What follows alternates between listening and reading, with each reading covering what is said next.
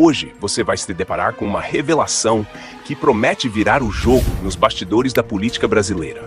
O indiciamento de Jair Bolsonaro e de outras 36 pessoas pela suposta tentativa de golpe pode estar prestes a ruir.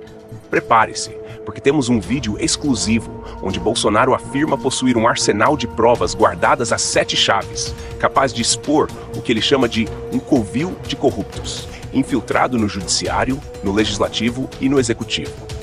E acredite, as acusações que pesam contra ele vão ganhar um novo olhar. Antes de mais nada, segure essa curiosidade, porque o que vem a seguir é inacreditável. Bolsonaro não será preso, mas o vídeo que você verá daqui a pouco pode fazer estremecer as estruturas do sistema. Saiu o indiciamento de 37 pessoas. Em primeiro lugar, o ex-presidente Jair Messias Bolsonaro. Depois, generais conhecidos que trabalharam com ele, general Augusto Heleno, general Braga Neto, por exemplo, até um argentino, um padre. O indiciamento foi por tentativa de golpe de Estado. Mas vamos aos fatos. Pelo que se lê no inquérito, foi Bolsonaro que impediu, que parou as cogitações. Ele chegou a ser ofendido pelas pessoas nessas conversas que o inquérito mostra. Ele foi ofendido.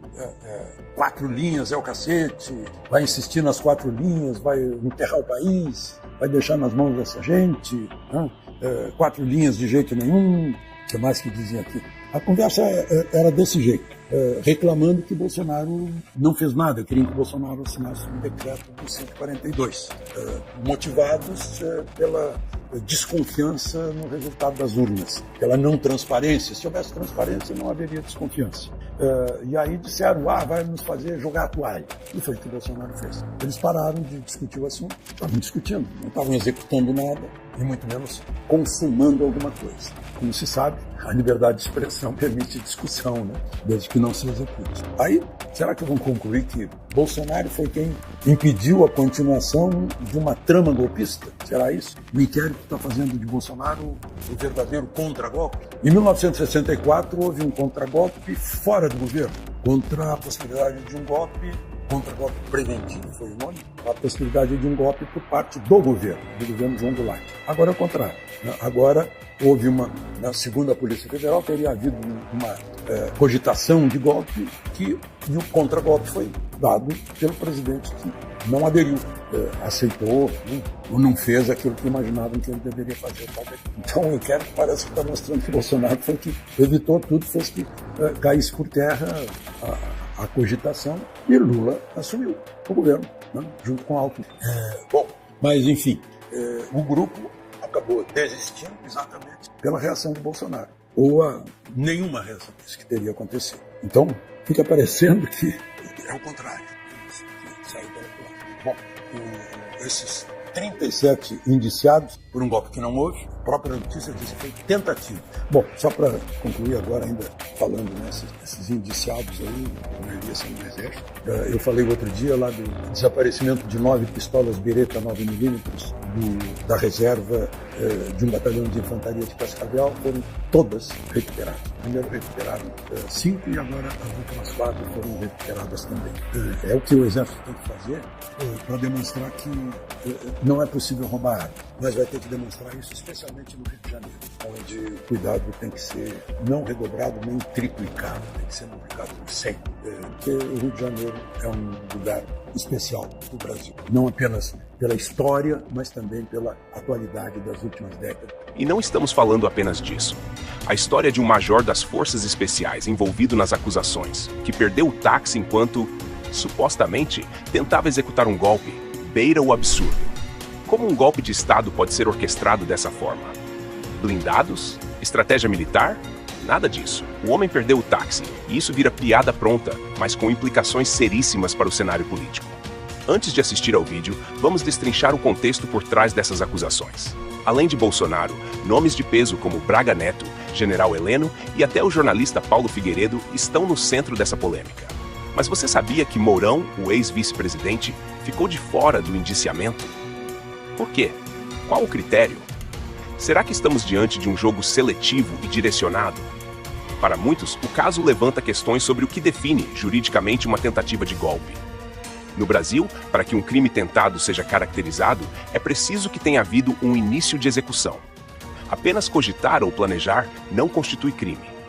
Imagine o impacto disso no ordenamento jurídico. Se punir o pensamento fosse regra, até escritores de ficção poderiam acabar presos. Essa linha tênue entre cogitação e execução está sendo desafiada no Brasil. A única coisa que aconteceu de grave, comprovadamente, nesse período todo, foi a tentativa de Bolsonaro, lá atrás. E isso aí não foi levado a sério. Aí começam a aparecer essas histórias. Queria fulano, vamos lá. Eu vejo, como Silvio, um plano para afastar o Bolsonaro da política, depois de derrotá-lo numa eleição em que o Supremo agiu como partido. E é o que eles estão tentando agora, é o golpe final. Afastar o Bolsonaro, prender o Bolsonaro e concluir o que começou com o bloqueio, depois a demolição da Operação Lava Jato, que tinha chegado ao Supremo, a soltura do Lula da cadeia, para que o PT tivesse um candidato, a formação do consórcio, que decidiu os rumos da eleição. Houve dezenas de punições, castigos, perseguições, atingindo sempre um lado do espectro político, a direita. A esquerda fez o que quis. Depois continuou a perseguição ao Bolsonaro durante o governo dele e depois do governo dele. Tiraram um ladrão da cadeia, botaram na presidência e era preciso então eliminar a outra parte, é o que vem tentando há muito tempo. Eu vejo, eu sei, eu já acompanhei um golpe de Estado, era garoto ali, mas vi com muita nitidez. Como é que foi em 1964? A conspiração demorou 1 ano. Os dois lados se preparavam para tomar o poder para valer, né? Para se livrar de uma oposição efetiva, pelo menos ou para reduzi-la ou para eliminá-la. Pois bem, o centro da conspiração, do lado dos que se opunham ao presidente João Goulart, ficava no Estado-Maior das Forças Armadas, chefiado pelo general Castelo Branco, que seria o primeiro presidente do regime militar. As Forças Armadas estavam divididas. Um conflito foi decidido quando as tropas do primeiro exército, que ficavam acantonadas no Rio, aquarteladas no Rio, essas tropas se encontraram na estrada que trazia percorrida pelas tropas que vinham de Juiz de Fora, de Minas, que eram contrárias ao governo, e ali, como costuma acontecer na história do Brasil, os generais contaram a tropa, o tamanho da tropa de um e de outro e concluíram que você ganhou. Não houve um combate armado ali, não houve um conflito militar, mas por muito pouco. E o presidente João Goulart percebeu que ele não teria condições de continuar no governo, passou por Brasília, foi para o Rio Grande do Sul e dali foi para o exílio. Aí se viu como é que foi montada a conspiração. Apesar de ter sido, a montagem ter demorado 1 ano, houve um monte de atrapalhada. A mais grave delas, o general Mourão Filho, que começou na prática a revolução, chamam de revolução. Não, vamos partir para derrubar o governo. Ele saiu antes do prazo. O combinado era que isso aconteceria 2 dias depois. Então isso provocou um improviso. E aí você foi vendo que general estava de que lado, mesmo nessa conspiração, repito, não estava tão definido ali quem faria o quê. Mas o básico estava certo e nunca se pensou em minuta. As reuniões eram secretíssimas, não se revelava nada, de parte a parte. Aqui, eles vieram agora com núcleos. Pois bem, o que fizeram os núcleos? O que faria cada um? Depois de tanto tempo de investigação, eles não conseguem dizer o que fizeram de fato. Só não, eles iriam dar fulano, sim, como? Como? Isso aí, você numa investigação descobre. Quem iria quem? Quem iria para o Alckmin? Já falaram que seria uma estrada para Goiás, ali, que o Lula também, né? Ministros, etc. Até esqueceram. Eles montam uma conspiração por dia. No começo, nós começamos a semana com uma conspiração, que seria a continuação do 8 de janeiro, que foi o suicídio, né? Na praça do que a primeira-dama chamou de o bestão. Pronto, está encontrada a ligação com o 8 de janeiro. Parou, desapareceu isso aí. E no momento, eles fazem acusações gravíssimas, querem, claro, prender o Bolsonaro. Né? Eles ressuscitam depoimentos que eles tinham considerado inaproveitáveis, como o do Cid, o coronel. E o fato é o seguinte, eles querem concluir a conspiração contra o Bolsonaro com a prisão do ex-presidente. Ponto. O cenário está se aproximando de um verdadeiro abismo ditatorial, e o país corre o risco de ser comparado a regimes onde o simples pensar diferente já é crime. E as prisões? Recentemente, houve acusações de planos para assassinar o presidente, o vice e até mesmo o ministro Alexandre de Moraes.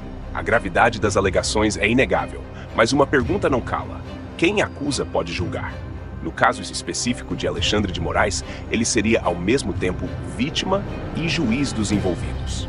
Um conflito de interesses que fere os princípios mais básicos de um Estado democrático de direito. O momento mais aguardado. Flávio Bolsonaro, visivelmente irritado e sem paciência, aparece confrontando diretamente o ministro Alexandre de Moraes, levantando acusações graves sobre perseguições políticas. Oferecida a denúncia para a pessoa que supostamente é a vítima desse plano de assassinato, Alexandre de Moraes, quer dizer, não poderia, mais uma vez, ele está tomando decisão no inquérito por um processo como esse, e que se f***, desculpa a expressão, mas é para ficar puto, porque isso acontece reiteradamente, não tem a que recorrer, eu fico aqui angustiado, porque a culpa é colocada no Senado Federal, e é do Senado Federal, mas nunca fazem a ressalva de que alguns senadores estão aqui se expondo há muito tempo, lutando por essa causa, e porque vamos continuar lutando, porque a gente não vai desistir do Brasil, façam o que quiserem fazer, a gente não vai desistir do Brasil. E como prometido, temos o vídeo de Jair Bolsonaro, que promete expor todas as verdades ocultas. Segundo ele, as provas que possui não só o inocentam, mas têm o potencial de desmontar o que ele chama de jogo sujo de poder. De novo, não tenho procuração do presidente Bolsonaro, mas eu vou lhe falar um negócio, para você que tá louco para ver o presidente Bolsonaro preso. Bolsonaro tem uma carta na manga, e eles sabem qual é. Eu sei qual é. Mas a minha lealdade ao presidente Bolsonaro me faz, nesse momento, ficar calado, desejando que no momento necessário, no momento oportuno, e se ele entender estrategista que é hora de usá-lo, de usá-la, que essa carta seja tirada da manga e então ele mostre. Ele sabe do que eu estou falando, o presidente sabe do que eu estou dizendo. O presidente sabe a importância dessa carta que ele tem na manga. É importante destacar que, diante de tantas prisões e acusações, o Brasil está em uma encruzilhada histórica. A linha entre justiça e perseguição política nunca foi tão tênue, e o desfecho dessa história vai definir muito mais do que o futuro de Bolsonaro e seus aliados. Isso. Compartilhe bastante esse vídeo. Deixe aqui a sua opinião, pois ela é muito importante. Aproveite e me diz de qual cidade você me acompanha. E se ainda não é inscrito, inscreva-se e ative as notificações para não perder nenhum vídeo. Que viva Cristo Rei!